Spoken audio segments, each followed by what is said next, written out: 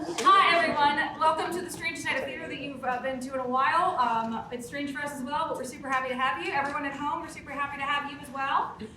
Thank you all for joining us on this wonderfully snowy night. Let's give a round of applause to you for showing up and these actors for coming out the cold. We're very excited to have them. You know, my co-program director, David Ratliff, at the very beginning of this said he had a goal. He wanted to be able to sell a certain number of tickets before the end of the run of the show. New Play Festival has been around for 32 years, or for over 30 years, and it has made money like twice, ever. Last year was the second year, this year will hopefully be the third, but in order for us to get there, we're about $200 away from that. So if you are sitting at home or you're hanging out in here and you're thinking like, you know, I didn't make a donation to Tennessee Stage last year and I would like to, you're more than welcome to make a donation to us this year to help us reach that goal. The festival has one more day after tonight, and tomorrow, none of us will be, all of us will be sleeping very well tonight because we'll have a very busy day tomorrow. Two of the shows have been rescheduled, a listen through or a first read through of The Gray Man, which is a new musical by Eric Sorrells, as well as the Friday night production of Sweetheart Darling Honey Boo, which is very funny, written by Celeste Pelletier, tomorrow night. So come on out and see those. And if you have not yet gotten to see Steve Sherman's Iced, then we hope that you'll join us tomorrow to see the table reading of that at 2 o'clock. Our sponsors for this year are Julie Howard, Liz Stowers, and Nancy Sharpvite and Kenneth Stark.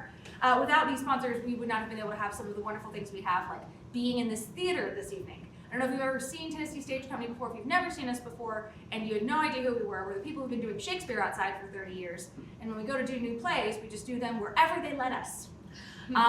This year, we were lucky enough to be able to be here at the lab at Clarence Brown Theater, and we are so happy about that, and our sponsors help make that possible. Our gala sponsors for this year were Answer Quick and Magpie's Bakery. That's right, we had a gala. Next year, you should absolutely join us for that gala if you feel so inclined, so you can help celebrate and hobnob with all of the playwrights and actors. Our program tonight, for those of you in the audience who grabbed that little slip of paper, has everyone who's in it, and then also there's a little QR code on the bottom with the rest of the program information.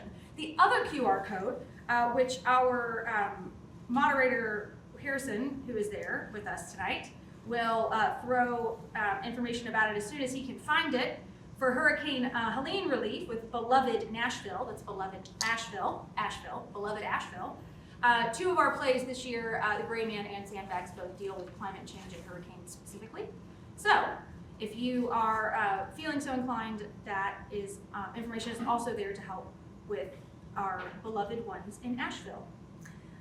I would like to take a moment to point out the illuminated exit signs should there be an emergency. Please take a moment to silence your cell phones, your watches, anything you have that makes noise, except yourselves. The actors up here, contrary to popular belief, cannot hear you smile. So if you do find something funny, please feel free to laugh. If you find something shocking, feel free to go, ah! If you find something scared, feel free to scream. Also, the audience at home will know they're not nuts for screaming in their living room where they are all alone by themselves on their cell phone. That's right, they can hear you through the wonder of monitor mics. So if you feel so inclined to do that, you're more than welcome to. Following this production, there will be a feedback session afterward with the playwright. Normally, I would be like, I'm not going to tell you who he is. But unfortunately for you guys, he's on the stage. He's right behind me. Barry Wallace wrote the show and is playing some of the music for our scene breaks today. So be sure to watch him very directly and carefully to see what he thinks about what's happening on stage. That's a joke. Don't do that. But if you just know that we hope Barry has a good poker face. He has been with us throughout this entire process. The New Play Festival started over 30 years ago, but a few years ago, David Ratliff and I decided to start it from scratch, start all the way over, and see what we could come up with. That means that our new play development process, which is what new play development program, which is what culminates in this festival every year, is what we have begun to dig our hands deep into. Some of our playwrights have spent, from August to now working on rewrites. And other playwrights have worked on from August to December, and some of them were giving rewrites all the way up until an hour before the show went up. So if you are interested in writing a play and you want to learn more about what that process looks like, please feel free to reach out to us. We would love to have that, to talk to you about that. Our plays, our submissions for next year's, 2026's, festival will open very shortly after this show closes. I believe that that is everything. The show runs for 90 minutes without an intermission. And if you feel so inclined, we'd love for you to stay afterwards. Without further ado, SNALLYGASTER by Barry Wallace.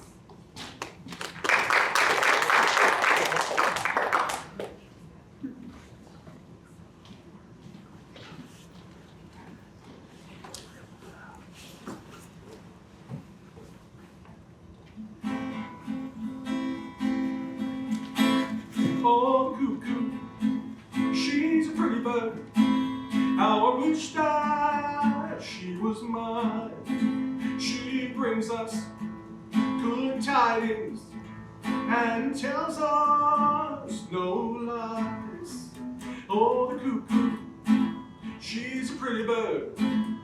She warbles as she flies. She'll cause you so much trouble, but she'll tell you no lies.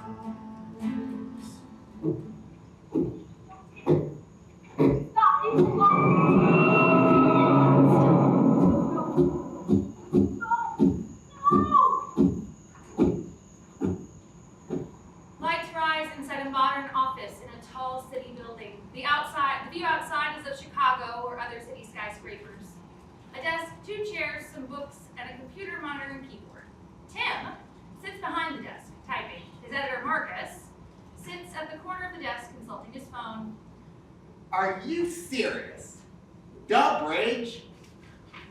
That's what it was called. Dub Ridge, North Carolina. D-U-B-H. And people actually live there? Where do you think mountain people are from? Caves? I grew up here in Chicago. The only ridges I see are different types of buildings.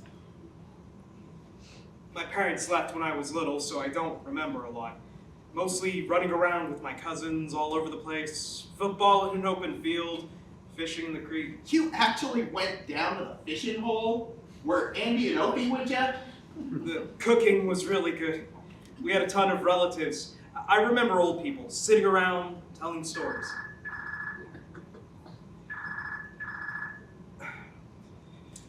Spam? My mom. Oh, got on her bad side. I'm not on any side. I just don't want to talk to her right now. Not a good relationship, huh? Not a relationship at all. Long story. Okay. So, you said something about stories. Yeah, old folks, uncles, and aunts, especially grandparents, always had great stories. Like what? Mostly, it was how bad things used to be, or how good they used to be, depending on what politician was in office. Lovely. It wasn't bad, really. We laughed a lot. One of my uncles did a great Porky Pig. Funny voices, silly stories about what they did when they were our age. There was a lot of love to go around. Warmth, comfort. Sounds like my family. Sort of. I mean, different worlds, sure, but I still felt those same things. Special. For a while, until it wasn't. Right. Got it. So, what are you working on now? So, I'm wrapping up the series on Scottish history, mostly highlighting various castle tours you can take throughout the Highlands. That was a great idea. Really love it. That series has gotten a lot of shares on social media, which makes the travel website advertisers very happy. And that makes me happy. What's next? I'm thinking about doing a series on haunted places around the world for Halloween. There's this ancient temple in India, a former psychiatric hospital in Italy, a really creepy prison camp in Tasmania. Looks good. Scary stuff. Our readers love the monsters. Maybe something in I'm sorry, you were saying? Distracted, huh?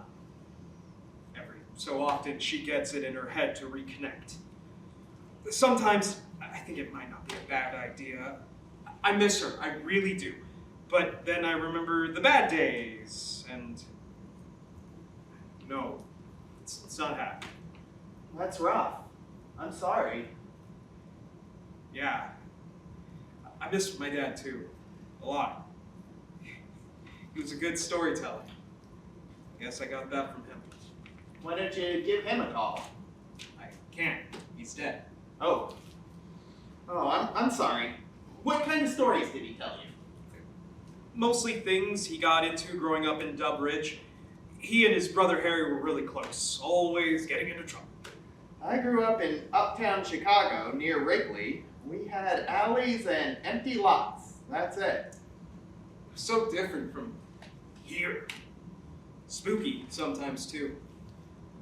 My memories of those days alternate between really funny family stories and really creepy out in the holler stories. Dads were like that. Spooky, but just the right amount of goofy. I remember my mom telling me about being scared of what she thought was a ghost in the house she grew up in. What's so funny? I just thought of a great story my dad told me one night around Halloween when I was little. He told both me and... What? Never mind. Do you want to hear it? It's great. I don't remember every word, but I can fill in the blanks. Yeah, I have a few more minutes. Okay. First, you have to understand what it was like living in the hills. One house here, one house there, connected by loose roads, mostly paved. They're not barbarians. But likely to be broken in places and leading to gravel and dirt. Set back from the bigger roads, for sure, isolated. And a lot of times, the houses could be 100 years old or more.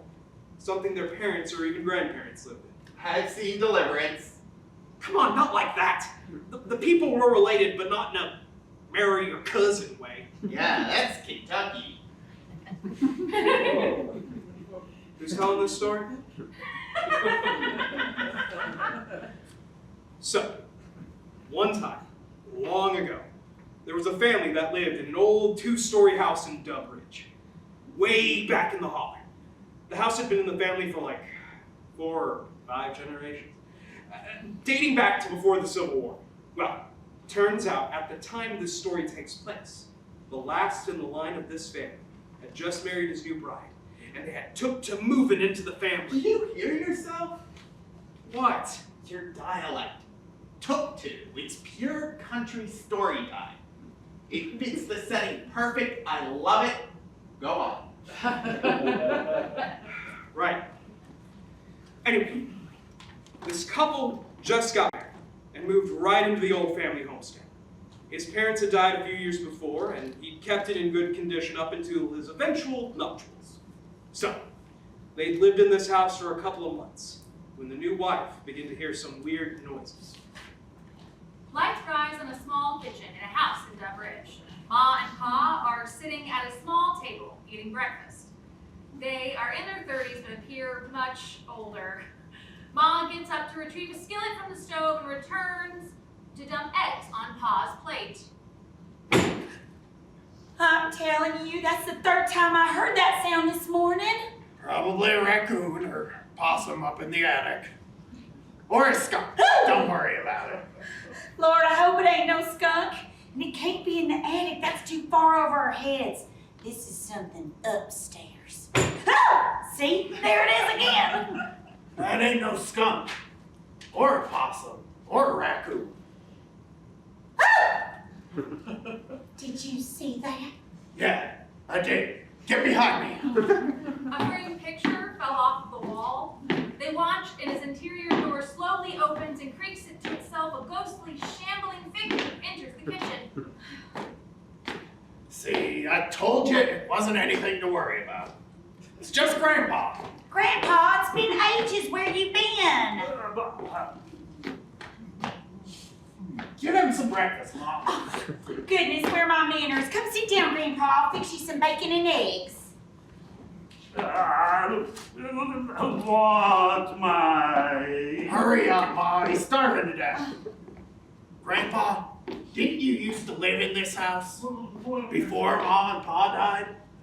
Where is my... He picks up the picture frame as it skitters across the floor. Ma, something ain't right about Grandpa. Oh, nothing a good mess of bacon can't fix. She sets another plate of empty chair and dishes out some bacon and eggs. My home. Yeah, this used to be your home. And your great, whichever granddaddy was the one who built it, right? 5 generations living and dying in this one beautiful home. Come on, Grandpa, have a seat. Oh, Grandpa, that ain't right. What? I touched his arm and it felt like smoke and cold and wet, kind of like. Did you find my... Lord, tell him what he's been into. Did he just wander away? Pa, look what he's wearing. What about him? Oh, that's one of them old uniforms they used to wear in colonial times. I seen it in the museum over in Winston. Well, kind of like. Not exactly, but close. Where where? Sounds like he's asking where he is. Wait a minute.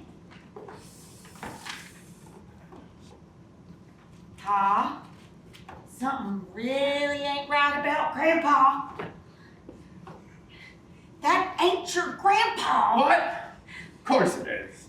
Don't you recognize him? Weren't he at the wedding? Pa, your Grandpa died 13 years ago. I ain't never seen him sipping old pictures. Turn his face this way.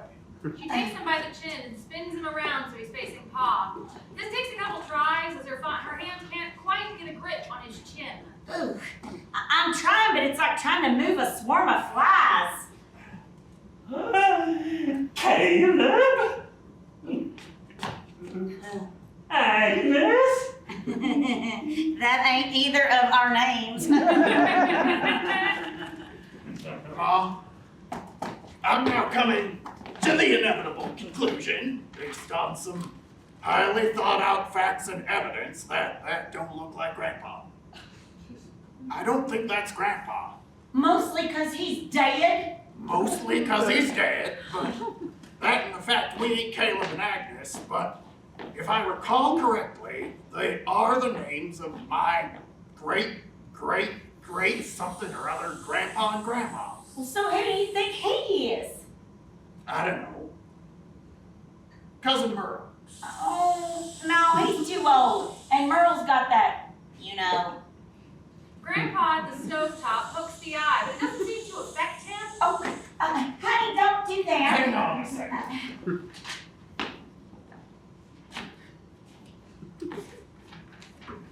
Ma, that's a spitting image of old Granddaddy Fergus. He's the one that built this place back in the early 1800s. Look. Fergus! It could be him, but Pa, Yeah, Ma? that would mean. Don't say it, Ma. Where is That my... means he's a. Don't say it, Ma. He's a. Where, Don't say it, Ma. where is my... Go. My treasure! Finally, I can speak. It's about bloody time. I can't really communicate properly until my latest relatives know I'm a ghost. Everybody knows that. Grandpa Fergus. Yes, I'm your great, whatever, Grandpa Fergus. I came over to the New World in 1824. Built this place with my own hands in 1826. And I hid all my gold in it right before I got myself hung. And I've been hunting it ever since, trying to find my treasure. I can't find it. You were hung. No. Family history says you died peacefully in your sleep. Yeah. See? Ooh. Sorry. How do you think I got all of that gold? Inheritance? I robbed a stage coming over the mountains from the coast. And you buried it somewhere here. In this house? I can't do anything until I get whatever descendant is living here to realize I'm a ghost. For 100 years, I've been wandering this kitchen, the upstairs hallways, the parlor, acting like some damn zombie. Finally, I can speak, I can think, You I can... two damn fools can talk about treasure hunting anytime. It is breakfast time and we are eating breakfast. I don't care if it's cold. Sit. Sit.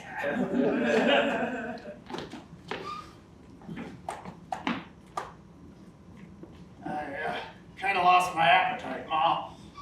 Yeah, I can't really eat being days anymore. I don't care if you're 6 feet under pushing up daisies and singing with the choir eternal. A man's gotta eat, so eat. Grandpa still cannot pick up the fork. There's so time's wasted. Let's go get that treasure. Where did you bury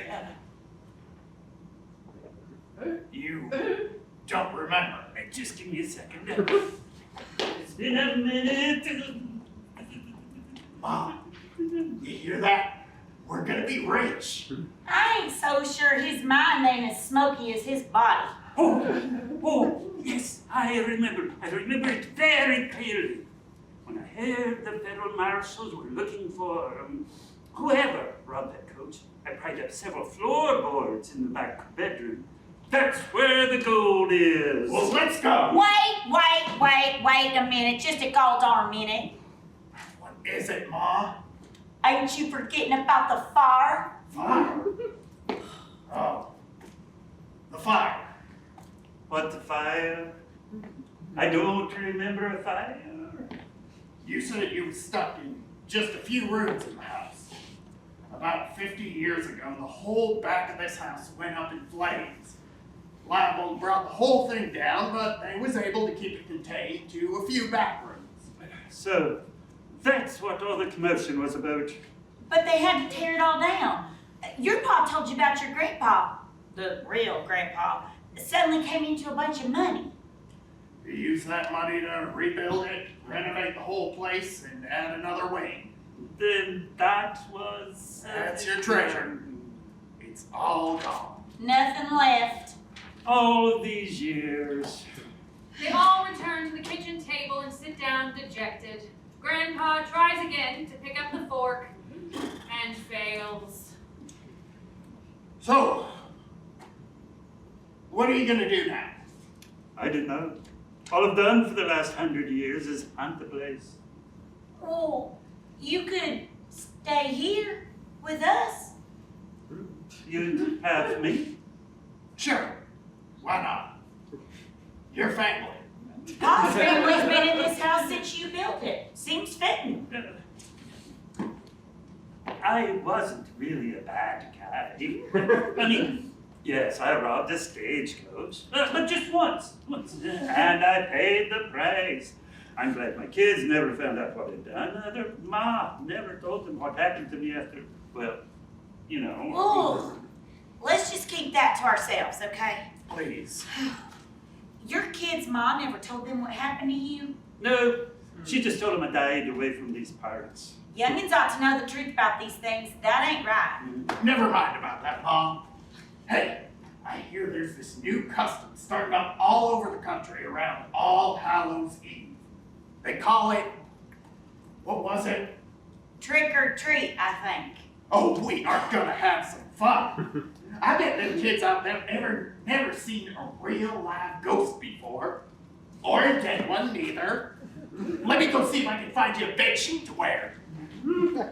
We're more common than you would think. Well, scaring kids or whatnot, you are welcome to stay here with us. Hey, Grandpa Fergus, you can tell us what it was like in those days. What were people like back then? Oh, I could give y'all insight into the socioeconomic realities of the 19th and 20th century culture related to Reconstruction, wartime expansion, and political shifts from global expansionism. I've had some time to read. Light fade.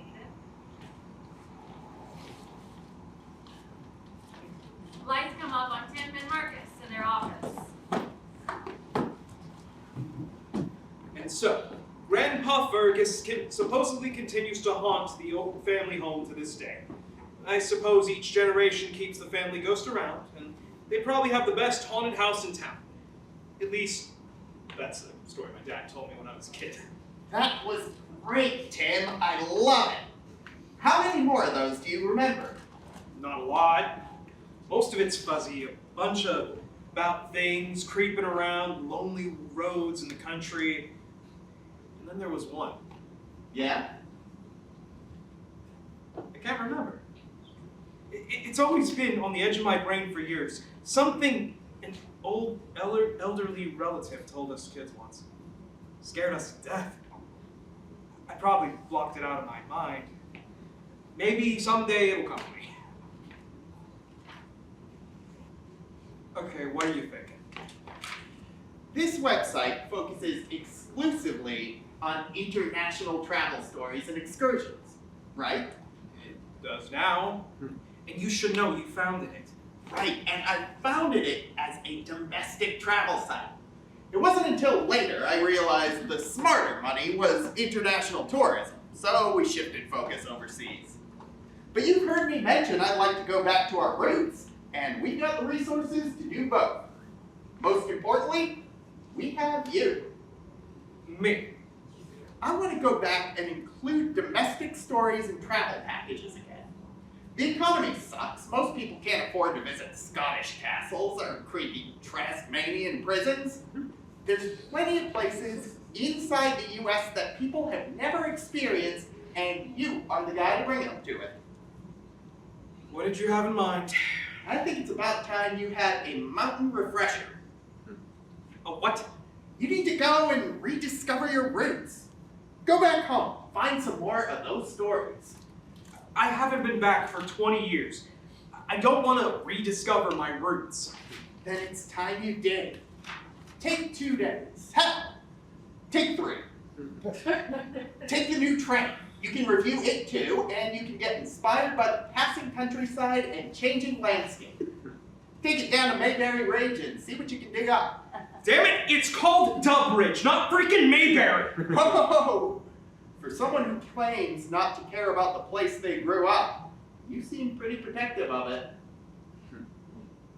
Okay, fine. I have an uncle that still lives down there. I haven't spoken to him in forever. I'll call him and see if he can meet me. Great idea. Even better than a hotel. You can stay with your relatives and reconnect. I'm not going that far. I'll get a hotel.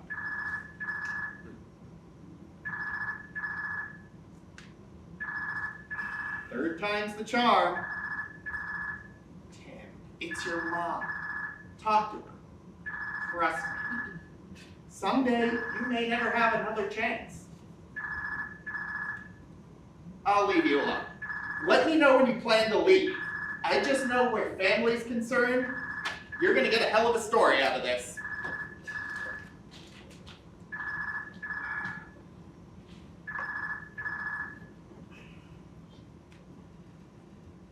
He silences the phone. He stands, stares out the window, straightens some things on his desk, pulls something up on his computer, and then picks up his cell phone.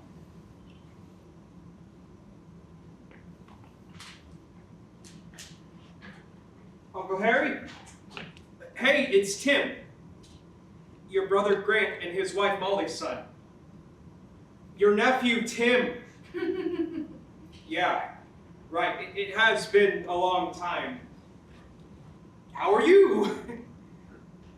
I'm doing great. I'm in Chicago now.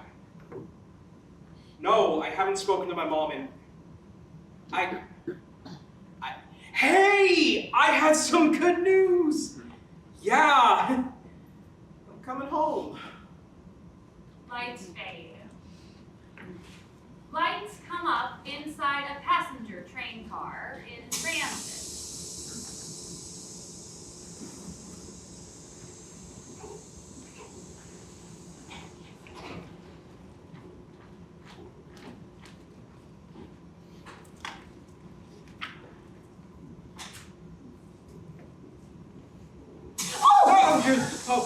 Oh, I'm sorry. Hey, no problem. Bumpy tracks, I guess. Ooh, I was told it was smoother than flying. Well, less far to fall, I guess.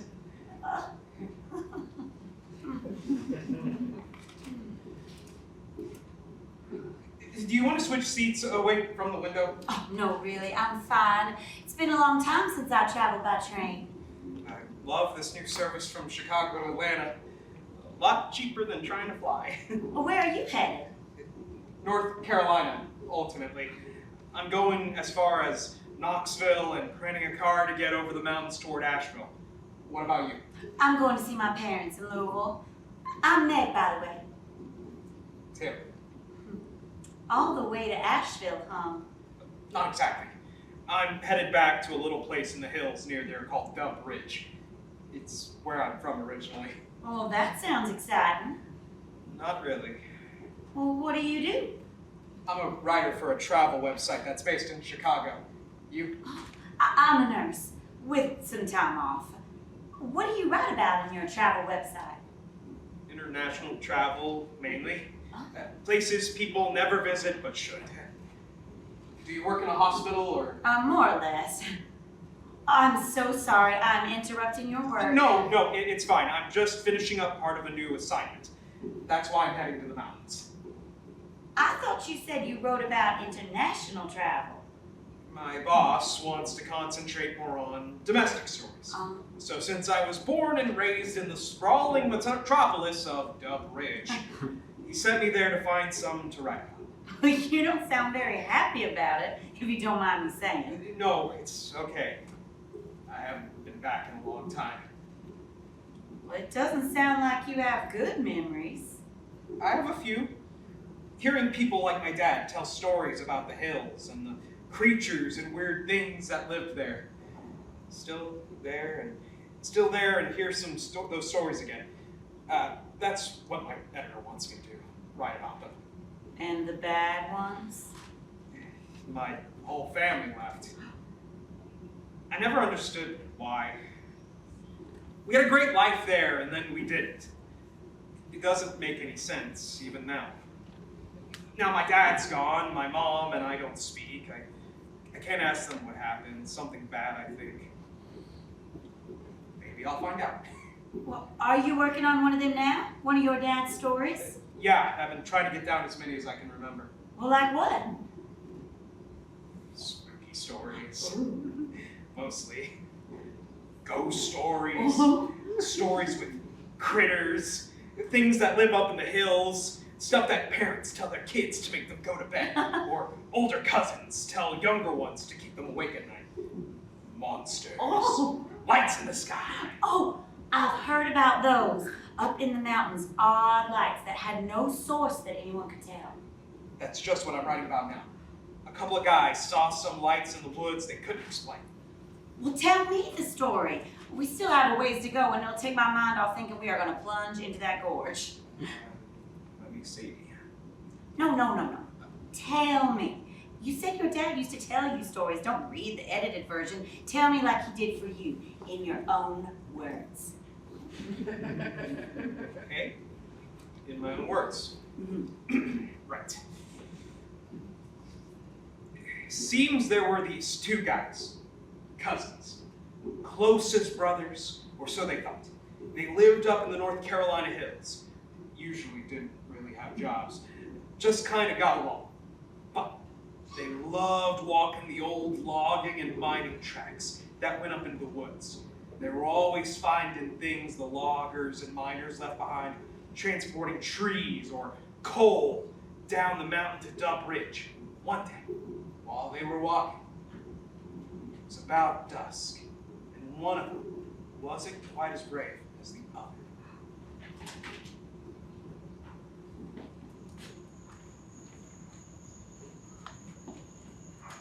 Okay, come on. Enough's enough. Let's go back. Ain't I told you there's nothing to be afraid of in these woods? Now, come on. Jake, let's just take a little rest. I ain't as young as I used to be. Fine, we can stop.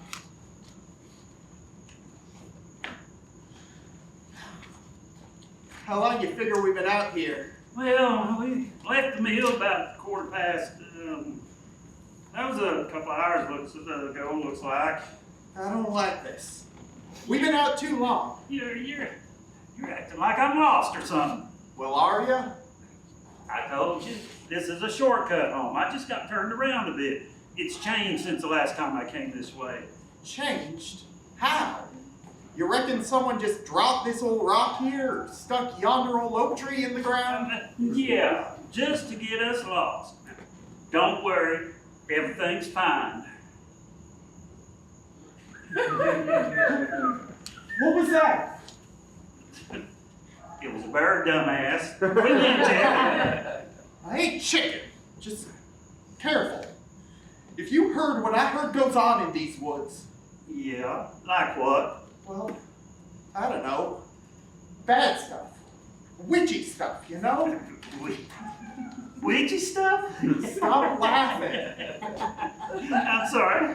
I can't help it. You're just so funny, shaking like a leaf sitting here on that old rock. What was that? Will you hush? Stop! Stop! Cousin, I'm just joking around.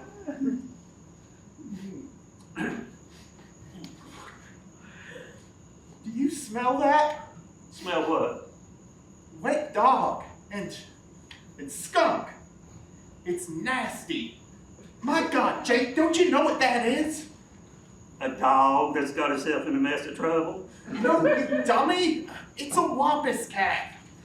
That's just what they smell like. No. How can a cat smell like a dog? How do I know? But it's big and it's ugly and it's close. Dean. Hey! There ain't no such thing as a wampus cat. Look, I don't smell nothing. Do you still smell it? No, I guess not. Not anymore. You must have moved on. But that don't mean we ain't in danger. There's bad things in these woods that come out after dark, and you know it. What do you mean? You told me about it when we was kids. Big, hairy creatures like lions or panthers with huge eyes and big yellow teeth and carrying little ones they snatched from their mamas. And you believe me. I was just trying to scare you, Dean. Scare me. You saying you made them up? Well, now, don't get all upset. We did that stuff all the time. It was our job to put a good scare into our little cousins.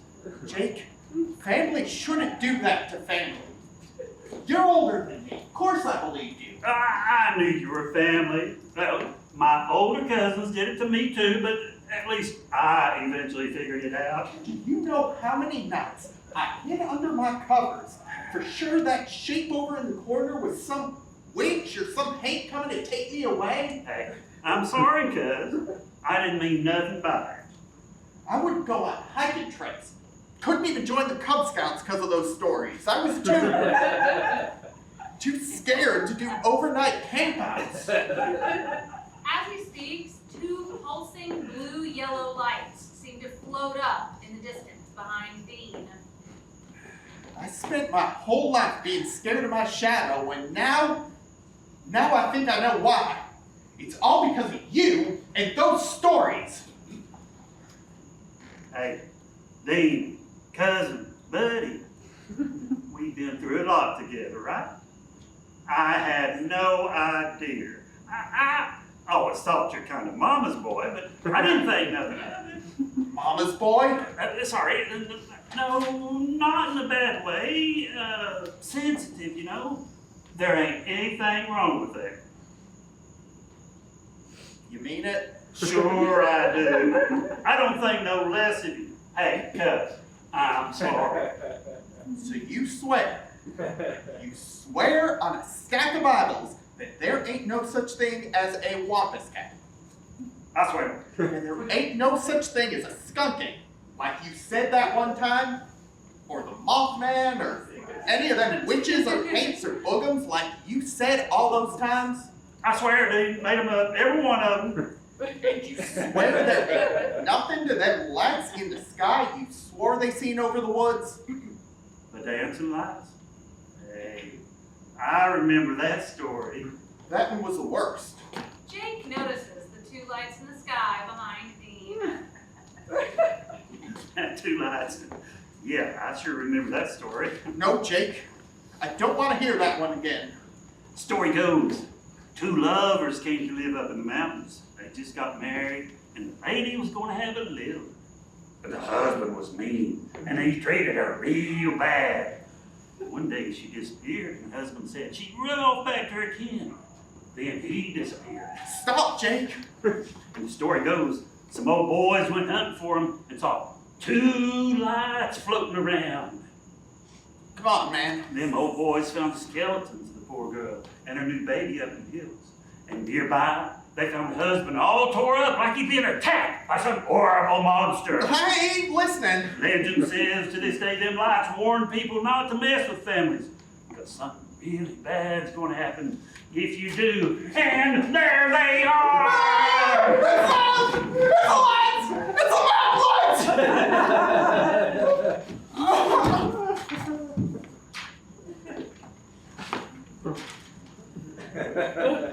Dean? Dean? Hey, old bud. Snap out of it. It ain't nothing. It's just gas. Swamp gas. Dean? Oh man. Dean, wake up. Come on, cuz. I didn't mean anything by it. Come on. Oh, Dean, buddy, don't do this to me. I'm sorry. I never should have done it. I know it was me, but I couldn't help myself. It was so easy. The two lights fade from view. Oh, God, please, it ain't my fault. You saw, I was just fooling. He's the one with the weak heart. He's a scaredy cat. He's a mama's boy. What am I going to do? God, help me. I'm in big trouble now. What am I going to do? Well, I know his family, but, we ain't close kin. Yeah, that's right. We ain't even first cousins. He's basically just a guy, yeah. The dumb guy, no. Idiot. Dean, why'd you have to be such a coward? You know what you've done to me. Suddenly, two bright lights appeared, trained straight on Jake. No, I ain't done nothing wrong. It's him that couldn't handle the scary stories. It ain't my fault. No, go away, leave me alone. No. Blackout. Lights up, back in the train car. So, a few days later, some of Jake and Dean's kin went out hunting for the lost pair. No luck. It's like they disappeared from the world. Then, about 10 years later after that, some campers say they saw the lights again, bobbing and weaving. They followed the lights to a clearing up on the ridge. Found two bodies. One was relatively intact, but the other, Yeah? it looked like it'd been torn apart by a huge beast of some kind. Everyone assumed it was a bear. But who knows? The Wampus cat, skunk ape, moth man, snap. Are you okay? Huh? Oh, you were gonna say something else. I can't remember. Isn't that funny? Whew. I would love to read what else you come up with. Your parents must be so proud. My dad's dead. Oh, I'm sorry. I miss him. One day he left, and then he was gone. I don't know why. Mom wouldn't tell me. And it's haunted our relationship ever since. Every couple of years, she tries to reach out. Yesterday, as a matter of fact. I'd like to think they'd be proud of me. I'll probably never know. Oh, I'm so sorry. What about you? You said you're seeing some folks in Louisville. Mm-hmm. My father runs a bank, and my mom is CNO at a hospital system based there. Chief Nursing Officer. Makes sense. You being a nurse, too. Did she push you to it, or is that what you always wanted to do? A little bit of both. I saw what my mom did, the people she helped, and I always wanted to do the same thing. Sort of like you said about your dad. He told you stories about that you loved, and now you tell stories for a living. I think being a nurse is probably more important than being a travel writer. No, it's not a competition. Everybody has something they need just at the most important moment. Your writing helps people escape. It was the only thing that I enjoyed, really. My parents weren't the same after we left. They fought a lot. My own escape was comic books, mostly. My own, that is. I started writing, and a friend would draw them. I went on to short plays, short stories, fanfic, all kinds of things. Well, that's really interesting. It wasn't all nice. I'm sure a shrink would have had a field day with my psyche. Some of it was dark, scary stuff. Even scared me. I didn't really know what they meant. A lot of them were based on dreams I had. Well, did your parents ever read them? I never showed them. They wouldn't have understood, and I didn't want them to think there was something wrong with me. Well, you seem fine now. Looks like you took that talent you got from your dad and turned it into a career. Congratulations. Thanks. What about you?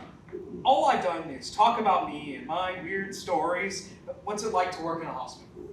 I'm actually between nursing jobs at the moment. Let's just say I have an uncomfortable conversation coming up with my mom when I get home. Ah. Yeah, got it.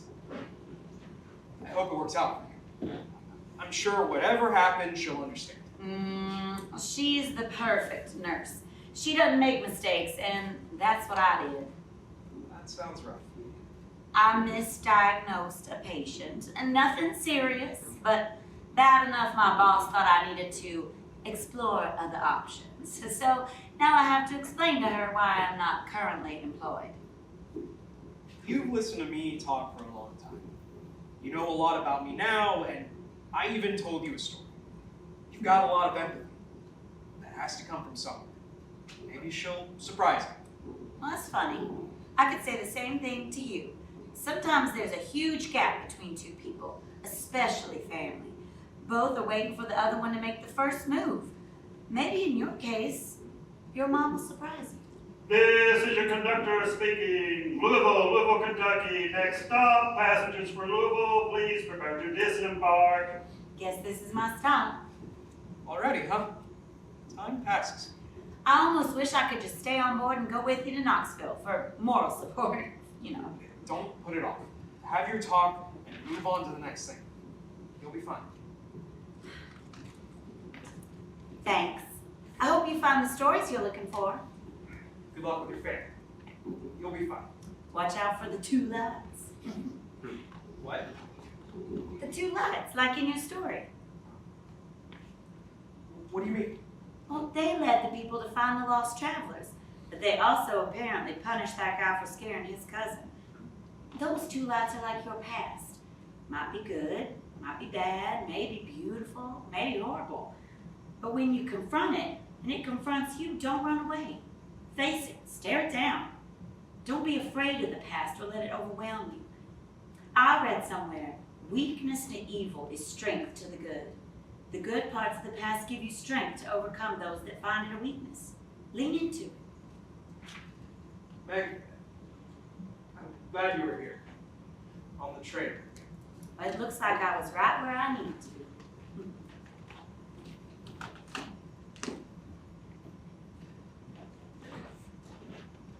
How did you know Mom was trying to call?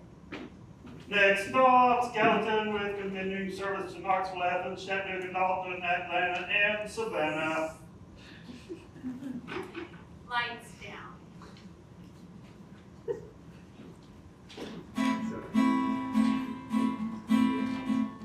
Oh, cuckoo, she's a pretty bird. Oh, she sings as she flies. She will eat up pretty eggs, dear, while they're pull and mama cries. Oh, the cuckoo, she's a pretty bird, and her voice is so clear. 'Cause she only wants to cuckoo when darkness draws near. Lights up on a dive bar in a country town.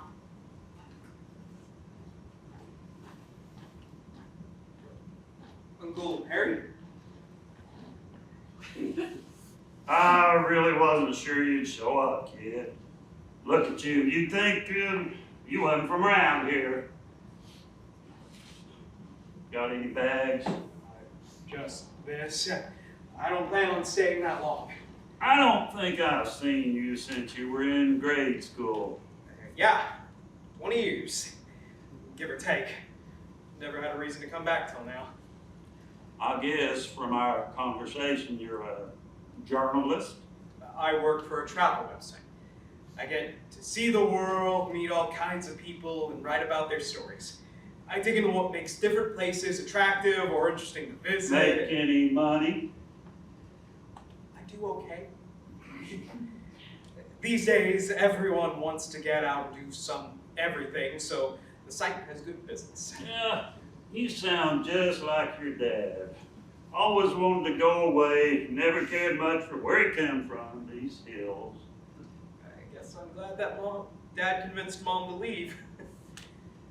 I don't know where I'd be now if we'd stayed here. Yeah.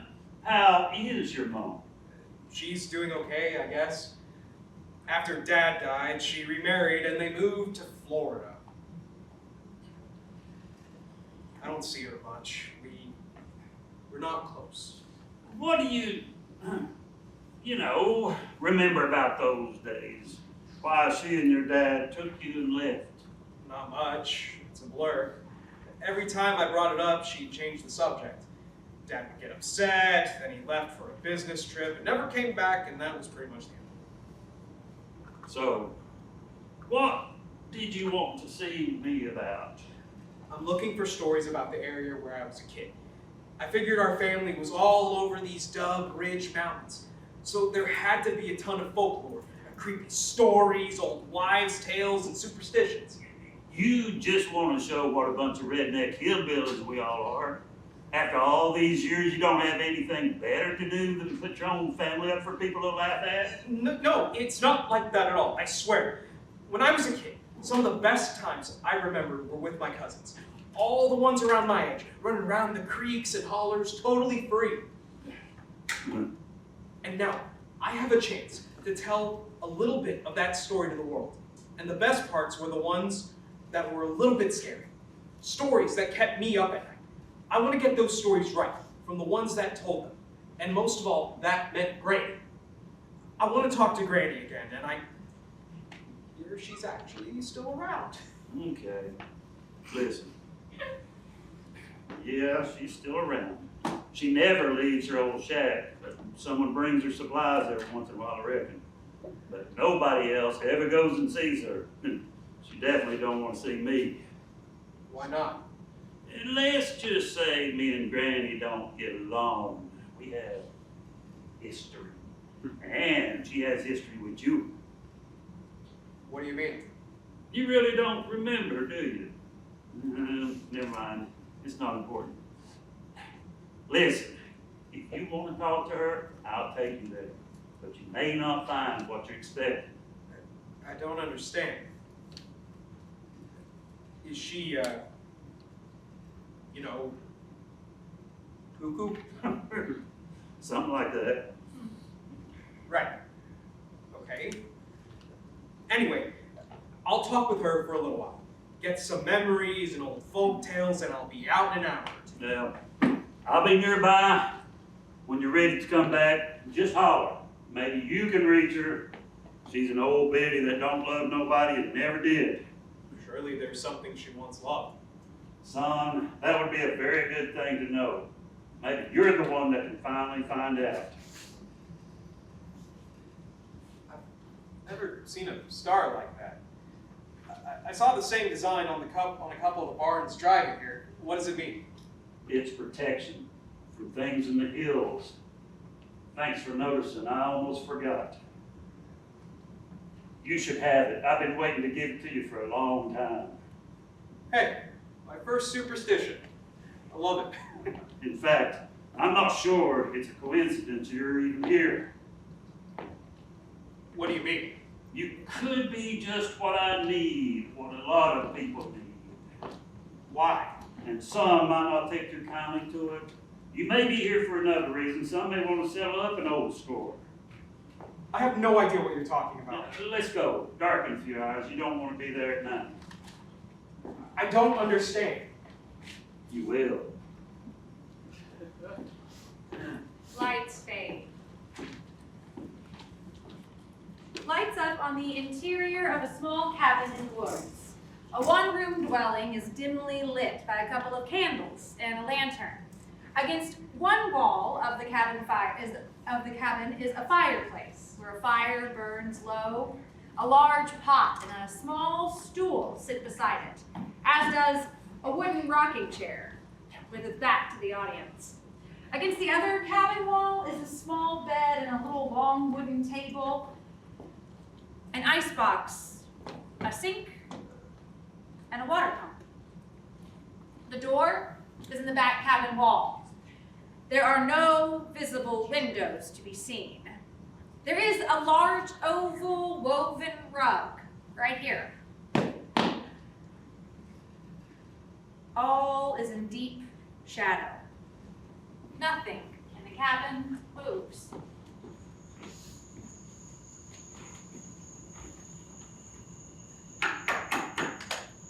Granny? Granny, are you home? It's your, well, great,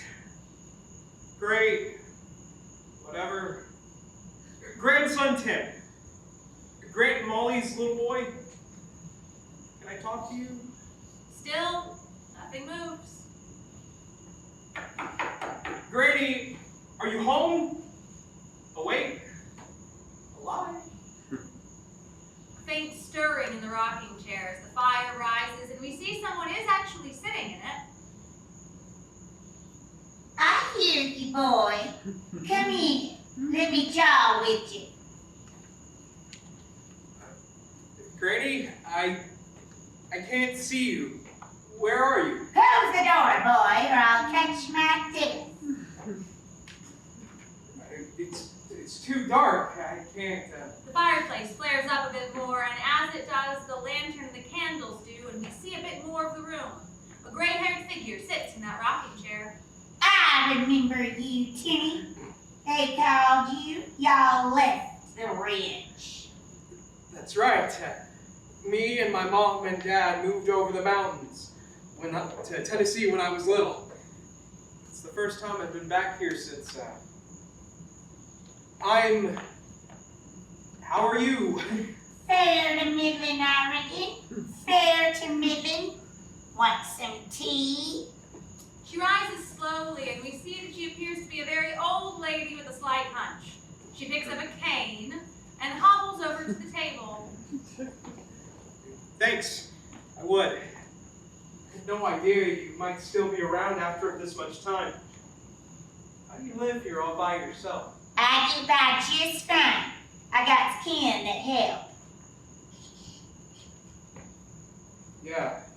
Uncle Harry gave me a ride out here. Harry, don't suppose he's outside. No, he walked me close to here and said he'd drive me back later. Don't like old Granny much? Law, that's okay. I don't like him much either. Always sticking his nose where it don't belong. You better not come around too close, that's all I have to say. Oh my God, I remember that cuckoo clock. It's been ages, but it takes me right back. That tells me it's time for you to state your business, Mr. Timmy. She begins warbling a strange version of the cuckoo bird song as she hobbles over with a cup. There are fragments of words that make their way into hums and grunts. She hands the cup to Tim, returns to the rocking chair, and now we can see her in profile. So, I work in Chicago for an online, I'm a writer.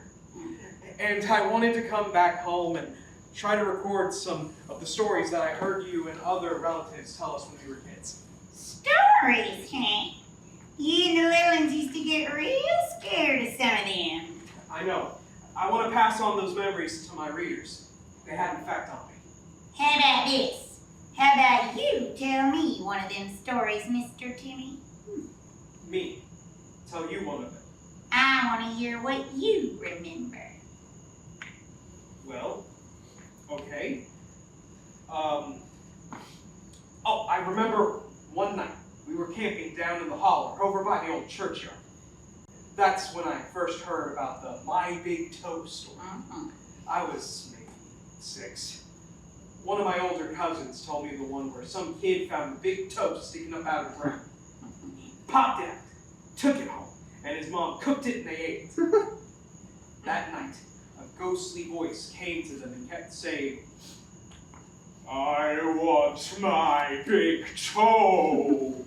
Until finally, something came into the kid's room and told him, "And now I'm going to eat you." That last part always put me under the blankets for the rest of the night. Looks like you still gets the shivers. She reaches over and pinches his knee. Hard. I guess I do. Funny how the early scares are the ones that stay with you. There's a lot of stories up in these hills about things people don't quite understand. This is great. Hey, do you mind if I record this? Bet you didn't know you had such memories still in you. I'm amazed you even remember me, honestly. It's been over 20 years since I was here last. So you want to hear some of them stories, do you? Absolutely. I got lots of stories. Stories from long ago. Stories about folks from just the other day. She pokes at the fire with her cane. Strangely, it doesn't burn, but the fire rises even more. There once was an old abandoned house that sat down at the end of the lane.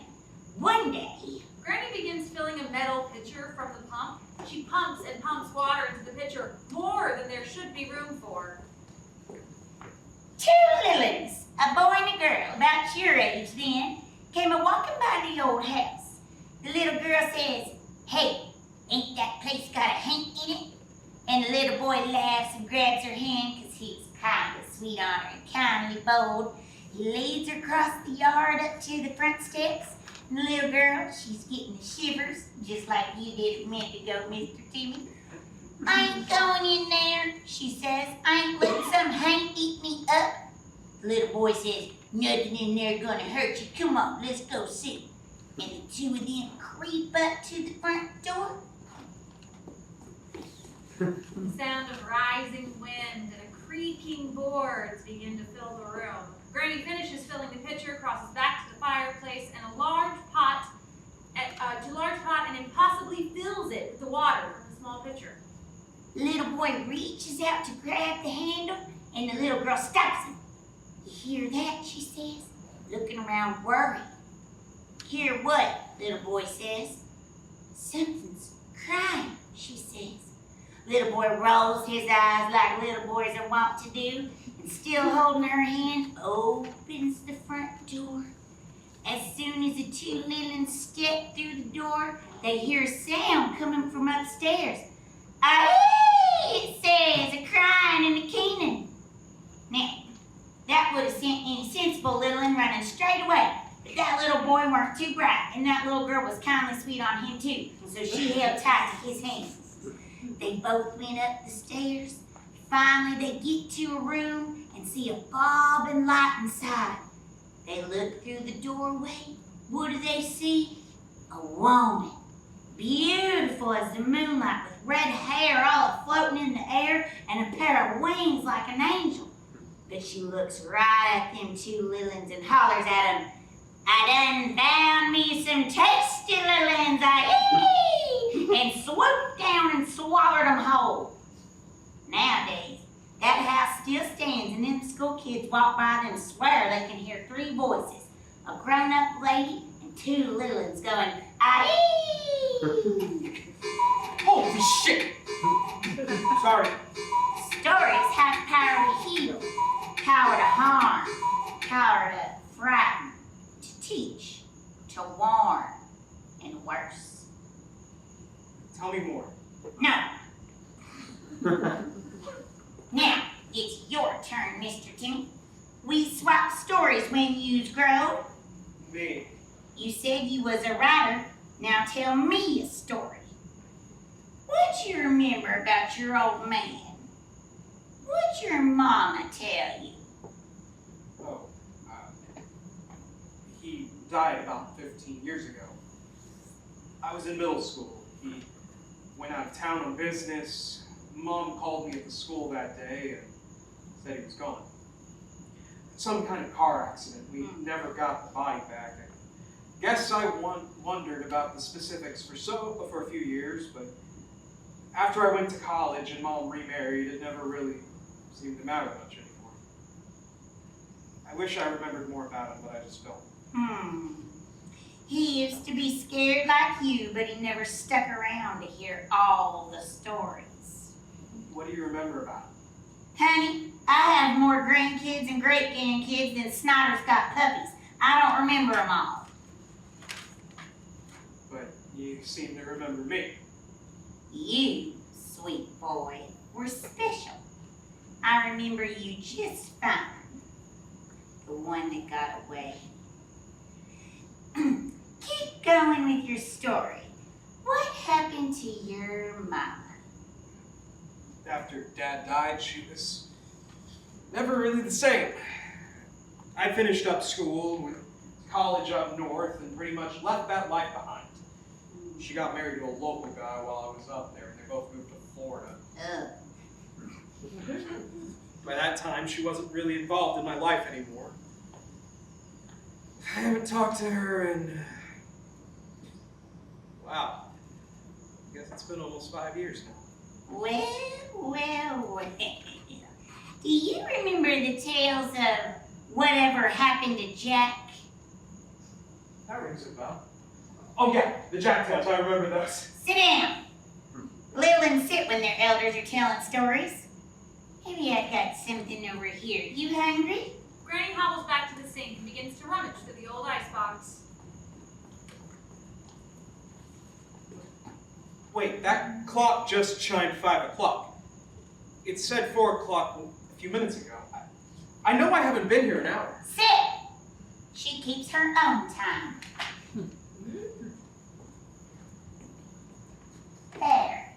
Better than your daddy ever did. Where was I? Oh! Jack. Jack was a young feller who couldn't keep his nose out of other people's business. One day Jack was a-walking down the road to seek his fortune. He came upon a cat, a dog, a goat, a cow, and a rooster who joined him on his journey.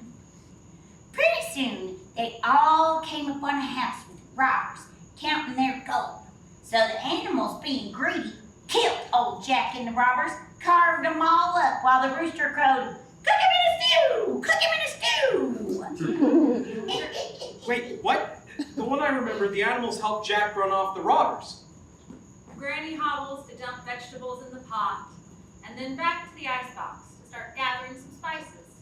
Then, another time, young Jack got a shotgun as a present from his pa. Jack was so excited, he flew from his bed the next morning right at sunup, bound down to the creek where he saw a squirrel and a couple of fat conies sunning themselves on a big old rock. That Jack was hungry, so he took good aim and fired that new shotgun. That shot was so powerful it bounced off the boulder, scaring off them critters. But what it also did was bounce around the town, killing a little girl, a sweet old lady, and the mayor. The people of that town were so mad they came and got old Jack, cut him up into pieces, and the whole town feasted on roast Jack that night. My God, that's awful. Is that really how that story goes? Saw it with my own eyes. Now, hitch. One more Jack tale, Mr. Timmy. Granny returns to the sink and removes a large meat cleaver. Jack came upon a train that had wrecked. 'Twas the old Southern that ran from Asheville across the mountains to up north, though some say it was the Lord's own Jubilee train. At any rate, Death was out walking amongst the victims, taking his pick and feasting on souls. But Jack had found a jar in his travels. It was a jar that could capture death. So Jack used that jar and captured old Death, and everyone on that train lived. For years after, nobody died, and the devil grew sad and sick. But the people found they could just kill each other without worrying about dying. So that's all they did, and nobody got a lick of work done. Finally, Jack took pity, realizing his mistake, and opened the jar. I remember this one.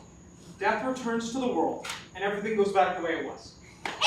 No! Dear Death dragged Jack back to hell itself, where he got tormented for eternity for having the audacity to stop death. That's not how I... Times change. Stories change. Some's the same, some's different the more times they's told. You's a youngin' then listening to youngin' stories. Grown-ups got different kinds of stories. Your turn again, Mr. Timmy. The story I want to hear from you is, why'd you really come to see me? What the hell's going on with that clock? What's your language, Lilin? And never mind about my pretty darling. Who are you, Mr. Timmy? Why this interest in old Granny, huh? Like I said, I needed to write a story. No, the real reason. Out with it, boy. I never quite made my peace with the place I was born. My family was pretty much gone after Dad died, and I never kept in touch with anyone from here. They never bothered to reach out to me. Not Uncle Harry, my cousins, anyone. Home is where you're from. Home is where you're called to. Home is where your parents were born and left. It was kindly a calling. Truth to tell, I sometimes look for excuses to come back here. Finally, when my boss wanted stories about where I grew up, I figured maybe it's time to learn the truth. My Lilin, there's something you should know about stories. Some of them are actually true. Right. That's what all the storytellers say. Anyway, thanks for your time. I think I have what I need. Apparently it's getting late. I need to find Harry. This wasn't quite what I was expecting, but thanks anyway. Dad, that's weird. It was full. I don't think you're quite ready to go yet, Mr. Timmy. You ain't finished your story. Do you remember why your mama and daddy took you away from here? I don't think they ever really told me. It's just images to me. Sounds, shapes, tears. A lot of crying. I just remember them being kindly nervous, like they had to get out quick, then nothing. For some reason, I've never been able to remember much about that time. They must have gotten afeared about something. I guess so. It's so hazy. Maybe it was... Wait. One of my friends had disappeared. Up in the hill. Gotten lost in the woods or something. I don't think they ever found his body. Why did I just remember that? Strange how some people just kindly disappear up in the hills. Two Lilins looking for Hanks. Poor Jack or other fellas like him, always finding new ways to get into trouble. I do remember this. Mom and Dad packed me up one night. We jumped in the car and headed west over the mountains to Tennessee. Pretty cheeky of your daddy. Always asking questions, always causing trouble. It's about the past and memories. There's always history, boy. Always a past that you'd rather stay buried, cold, dead in the ground. He and Mom always argued after we left. I stayed in my room, concentrated on school and writing, but they was always talking about home. Here. Something that happened here that had been happening for years, that always been happening. These hills have seen a lot of things over time, Mr. Timmy. And not just in Dub Ridge, but all over these mountains. Things in the past. Things before the past. Stuff living and unliving all over these hills. Maybe he tangled with the wrong one of them. Maybe the past caught up with your mama and daddy. It was sad. Mom would cry. She missed someone, couldn't understand why they left him behind. Him? Who the hell did they leave behind? It wasn't Dad's family, and Mama didn't have any family nearby. How could I forget all this? Sometimes there's things that forget themselves, boy, else you go mad. Someone they were close to. Someone special they had to leave behind. They was left behind because he was killed. He died, and they took me and ran. We ran from... It's time. Do you remember the story of the Snallygaster? Sweet Jesus. I ain't heard that word since... Oh my God, you told us that story. The story of the Snallygaster. It was horrible. It flew and it... Sit right down there, Lillian, because you need to hear the tale of the Snallygaster. This time, the whole story. I don't want to hear this one, Granny. Oh, Lord, you're gonna. Way back in the old days, up over the ridge, there was a little girl, a bad girl, a hungry girl. This girl loved to play tricks on her mama and her aunties. Sometimes she'd hide under the coal box and scare her mama half to death. Sometimes she'd creep into the clean linen and jump out, giving her aunties a fright. But that weren't nothing. All little ones do that. What this little girl did eventually got worse. Killing a snake, putting it in the stew pot, pulling the ears off the neighbor's little kitten baby. Maybe picking up the pastor's little boy Johnny from the crib and tossing him in the creek to see how quick he'd drown. This little one weren't very good. She did have one little thing she loved, her little birdie. She kept it in a cage with lots of food and straw, doted on that thing. It was fat and healthy and well fed. One day, a group of them redcoats was passing through town looking for rebels. They'd already taken away a couple of town folk, one of which was her daddy, so she didn't look on them very kindly. This bad little one crept in their camp one night and poured a swig of wormwood oil in their captain's teapot. That captain didn't last the evening. He started having spells and carrying on until his men had to put him down like a rabid dog. They started marching on the town, shooting and yelling, and everybody went scrambling, including the little girl. She went up into the hill, to the cave she once ran across, and hid inside. That's horrible. She's horrible. Be that as it may, once inside the cave, she pulled her legs up real tight, like you are there, and hid there through the night for fear of them finding out what she'd done, and what the town might do to her. She was real sorry and real ready to change her ways. She was. Real sorry. She bawled and cried and begged God to forgive her for her sins. She didn't know what to do. That's when she heard a noise in the cave. She looked in the corner and saw another little one. The pastor's older boy, Josiah, was there all the time, curled up like she was, and she never noticed. She looked over at poor Josiah, all cold and alone. She crawled over to sit beside him for a time, trying to get him to stop crying. Finally, little Josiah said, Why'd you kill that old redcoat? Why'd you make him kill my mama and papa? That little girl just looked down on him in pity, then reached over, cut his throat with a sharp knife to keep him quiet, so he wouldn't tell no one and ruin her secret. Holy shit. That can't be part of... Something got into that little girl that night. Something not right, something dark, something evil, something scaly and slithery. What's got cold, cold eyes. This critter got into this here girl and found a good welcome home. 'Cause turns out they was more alike than not. Because this critter was welcoming that little girl. Turns out she got strong, real strong, and had a taste, a very special taste for blood. Lucky little Josiah was there handy that first night. Granny takes a sip of the stew she's concocted in the pot.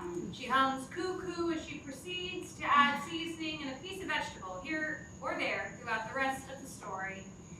That little girl and that old critter inside her stayed in the cave the next few days, coming out at night only to find food. Pretty soon, she could become other things, foul things, things with wings. She found she could take to the wind, soar like an eagle, or back, looking for food, looking for blood. But what she missed and needed most of all had nothing to do with food. She couldn't figure out what it was, though. She flew and finally saw her little town, abandoned. Nobody was left. They'd all been killed or taken away by the redcoats days earlier. There was one bright spot. Her little birdie had been so fat and so well fed it was still alive, just barely. She took it out and that little thing flew with her to the end of its days. She herself flew and lived all over the mountains, up north way down south. Years passed. There she was, feeding, terrorizing the people. Most of all, creating stories. It was glorious. There was a town up in Pennsylvania. They called her the Quick Ghost. In their language, it was Schnellergeist. The Quick Ghost became the SNALLYGASTER. What did she do next?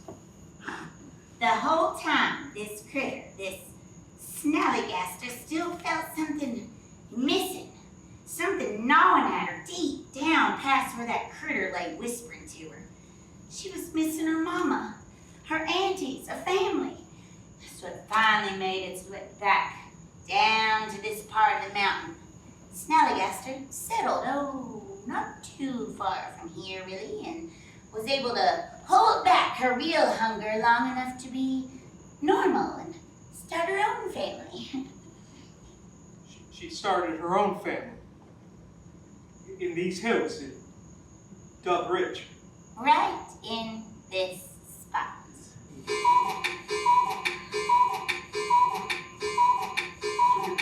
Granny, Remember that little birdie? It lived its normal life, but eventually died.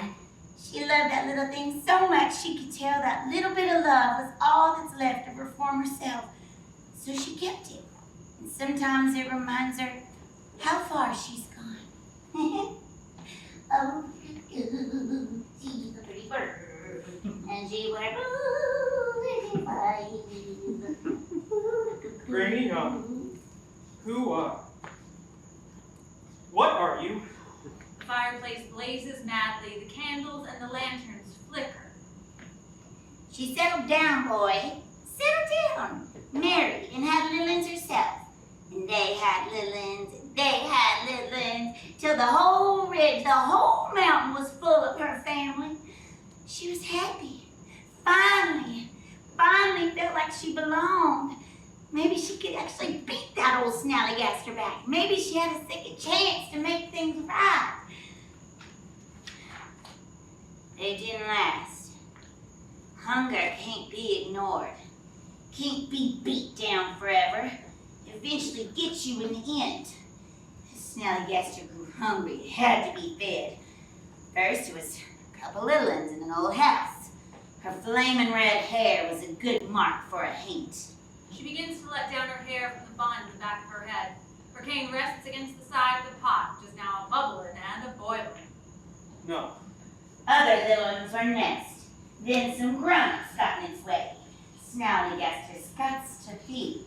Carefully, slowly putting those bodies where they could be found while it filled itself up. Tim can't quite find the door. Granny moves and stands near the floor rug. She is no longer hunched. Her hair cascades down her back, visibly red instead of the previous gray. But there's always someone. That one person who can't leave well enough alone. Someone who asks questions, raises doubts, makes connections. Lord, then the Snallygaster had had enough. This feller who was skin of her skin and bone of her bone needed to be taught a lesson. He had two little ones of his own, you see. And one day, just at dusk, them two little ones was playing out in his mom and daddy's yard. And pretty soon that big, old Snallygaster came swooping out of the sky and grabbed that oldest one by his arms. She flew off with him and ate him all up. My brother! I had an older brother. He disappeared. No. God was taken right in front of me. I forgot. How could I forget? Your mom and daddy ran out, crying and shaking their fists, while kinfolk and other folk from town were coming around yelling about the Snallygaster. His name was Will. I remember it all. Oh my God, I remember! He snatched you up, threw you in the car, and hightailed it over the mountains to the city, where I couldn't reach him. But that's not the end of the story. Oh, no, no, no, Mr. Timmy. What? What do you mean? Your daddy hid you and your mama as well as he could. But he couldn't let well enough alone. Oh, he came back, don't you see? He came back. He tried to get your uncle and your cousins and other kin to help, but it was just him. He came at me one night with a shotgun. He wanted revenge on his older boy. Daddy came here? He came back after you. What happened to him? Granny crouches down to the rug, casually throws it back to reveal a trapdoor in the floor. She opens it, and to reveal a deep, empty darkness. He was delicious. The sounds of dozens of ghostly wails and cries emanate from the inky blackness below. As the door shuts, the wails are muted. Now there's only one thing left to do. You see, dear, I don't like it when people leave home. I don't like it when they feel they can just abandon these hills, this family, these traditions. I don't like it. I don't like it at all, and it makes me hungry. It makes me real hungry. Stop you! So many people have said this same thing, but it's past time now. The pot is ready and I'm hungry. You have worn out your welcome, Mr. Timmy, and my birdie says, cook it in a stew! The shadow of the cabin reveals large rings out of Granny's back, along with large claws. Running won't help you, boy. I'm too hungry. This cuckoo is a pretty bird, and it's time for us to eat. The front door bursts open and a figure enters the room. Uncle Harry? Which is it? Quick, what does she love? What? The one thing she cares about. You have to know. You! It's the clock! The cuckoo clock! With the little bird! She loved it! Good enough for me. You took my brother and you took his brother. No more. Get away from there! Harry lifts the Harry grabs the cane and it appears that he's going to attack Granny, but instead he snatches. Oh! Oh! Oh, my pretty bird! Harry, the trapdoor! Harry lifts the trapdoor as Tim shoves Granny backwards. Harry grabs the lantern, throws it in down after her, and closes the door with a thump. There's a muffled boom from below. The fireplace, the candles, and the lantern all immediately extinguish. The room is engulfed in darkness. After a moment, Harry turns on a flashlight. You okay, kid? I think so. Is she gone? Yeah, she's gone. Snallygaster's finally gone. At least for a long time. You probably could never really kill the thing that was inside her, but now that her clock is wrecked, she's powerless. It gave her strength. The thing that was Granny is gone. Finally. You set me up! Yeah. You needed me to distract her long enough to find out what she loved. Her weakness. You called me and fell right into my lap. I knew she wouldn't be able to resist trying to close that circle from 20 years ago. You knew I was a writer. And I could get her to talk about herself, her past. Find a weakness. It wasn't really the bird, you know. He just helped her remember her mama, her aunts, family, home. That creature hated that part of her. Weakness to evil is strength to good. How's that? I'm really glad to see you. Another couple of seconds and I might have been in that stew pot. That's why I gave you that star. I knew it would protect you long enough for me to get in position without her knowing I was there. It worked. I'm not sure if I'm mad at you. Or glad you helped me finally learn the truth about my brother and my dad. Looks like you got yourself a hell of a story. Yeah, a story. Not that anyone will believe it. Let's go. Leave the dead alone to rest. 1 second. He crouches down to the trap door, pulls the rug back on top of it. He touches his hand to the rug. Family gave her the strength to hold off the hunger. You never know. I remember you. What the? Oh, Mom.